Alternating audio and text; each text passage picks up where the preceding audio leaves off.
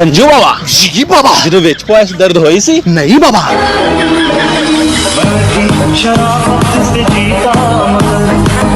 संजू बाबा जी बाबा। कभी घूम के चुप लाए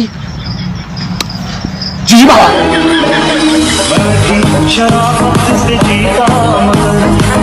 संजू बाबा जी बाबा। किन्नी बारी ਵਿੱਚ ਪੁਆਇਆ ਈ बेटा कोई हिसाब ही नहीं।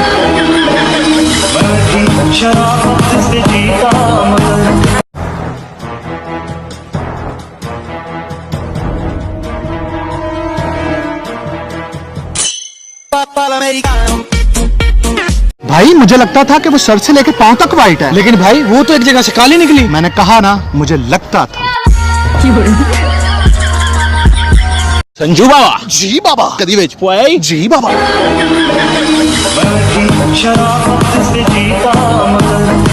भाईजान केले कैसे हैं? बीबीएल से पूछ लो, वो क्यों? वो लेती जो रहती है। भाई ये केला कैसे दोगे? ये तो तुम ही डिसाइड करोगे। संजू बाबा जी बाबा। नानी वाला वाकई आईफोन देंदा है बेटा वो दे दे कि आईफोन देता है।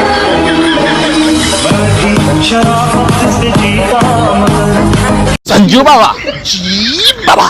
खड़ा होन ला पिया बेटा अरे कोर्सी चाह रहा दुआ कर।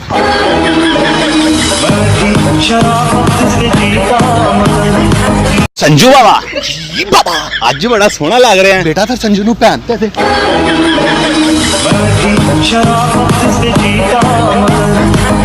भाई मुझे लगता था कि लाहौर या कराची वाले मुझे रिश्ता देंगे, लेकिन भाई आपको तो पिंडी वालों ने रिश्ते की ऑफर दे दी। मैंने कहा ना मुझे लगता था। के बाबा जी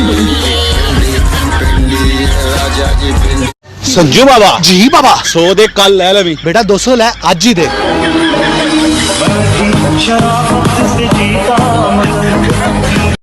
यार भाई जो लाहौर के खिलाफ बोल रहे हैं उनका क्या करे? यार उनको कुछ नहीं कहना, उनके लिए जान भी हाजिर है, लेकिन कतरा कतरा करके। अबे क्या माल है यार। अबे हाँ यार, तू भी आंखें सेक ले। चल ठीक है। किधर जा रहा है? तेरे घर पे। क्यों? वहाँ तो इससे भी अच्छा माल है। संजू बाबा जी बाबा। सुनया नवाज शरीफ वापस आ रहा है ते बेटा इमरान खान चले गए ना।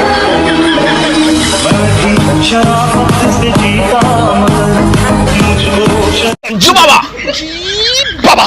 चटनी हलाल है बेटा जे खान वाली है तो फिर हलाल है।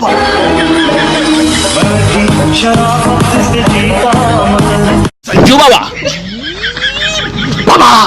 अवाम महंगाई तो तंग आ गई है तो बेटा संजू ने क्या सी वोट इमरान खान नू दो।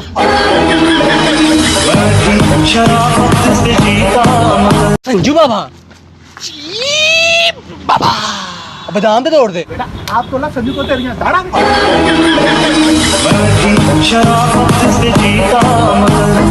संजू बाबा जी बाबा। वाला पेट्रोल तो पवा दे। बेटा आप वाला पंप केड़ा संजू दे प्यो दा।